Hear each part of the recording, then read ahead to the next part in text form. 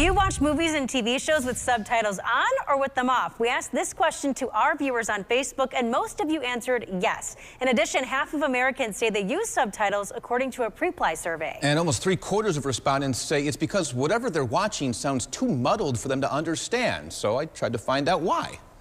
Please hold a pose. Have you noticed yourself using the subtitle feature more often? Where are you going? You're hurt. Ribs will heal themselves. Like, way more often. Leave it to Beaver. But then you flip to the classic shows on MeTV and it's way easier to hear. Beaver, it's nice of you to help me with the dishes. Oh, sure, Mom. And it was nice of Wally to have Dad help him with his homework.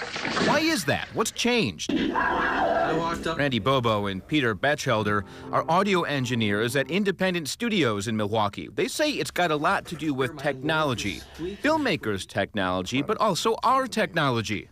Now, if you go back to the old TV, Dick Van Dyke, Andy Griffith stuff, that stuff was shot on film. It was probably put to an optical track. And the optical track, like an LP, had a limited dynamic range. You do understand, don't you, Beaver? It was all in the middle where your voice is. Another thing. All those shows focused on voice. Yes, sir. Modern tastes and mixing techniques, we can do a lot more than that. You can hear the high ends, you can hear really deep bass, and that causes maybe you to lose some of that dialogue. The new ways make for some grand sound in theaters, but when you're watching at home on something like this, it's nice TV, but the speakers aren't even pointed at us. Screen's more important than the audio. Another reason has to do with artistic expression and the dynamic range. Dynamic range is the difference between the softest part of the sound and the loudest part of the sound. Here's how it works. We've recorded my lines using one microphone here in front of a green screen, but we could put me in a park, so let's add some nature sounds. Watch as the audio layers start to stack up here in our editing software. We'll add some traffic noise. Maybe there's a baseball game nearby.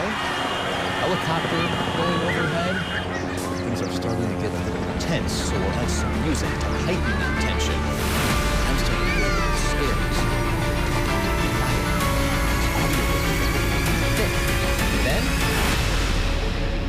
The dialogue may seem soft because the explosion in the action scene has to be so loud. Shots fired! Eric Pete, shots fired! LAPD! Drop your weapons! No clear shot. 30 Davis, shots fired! Over Park! Why doesn't Hollywood just make the voices louder? Go. That's because everything's finite, right? There is a limit. You can't just keep turning things up and up and up and up and up and up and up forever. Turn up my voice and keep the music and the sound effects, I start to sound like that. It's called distortion. The medium can only support so much sound. There's only so much water you can put in a container. Otherwise, it's going to start spilling over. Can you put the subtitles on? Thor, we need to talk. So they can't turn it up. We don't want to turn it up any louder to wake the neighbors. Precisely. So what do we do? Fun. Yay. Get a better sound system, or get your reading glasses and keep the subtitles. That's a good sign, right? Oh my God, I'm clearly a nervous wreck right now. So I just need to calm down. So talking to Randy and Peter, they had a couple of other ideas too, but they said, we're not sociologists, so we don't know. But they suspect that people's attention span has gotten a little bit lower, so it's harder to concentrate really hard to understand when it's a little bit harder to hear. Sure. And there's this great Vox Media video on YouTube, and they go deeper into it, and they talk about how directors like Christopher Nolan, who did Tenet and the Batman Begins, purposely make it harder to hear. That's just like his creative choice.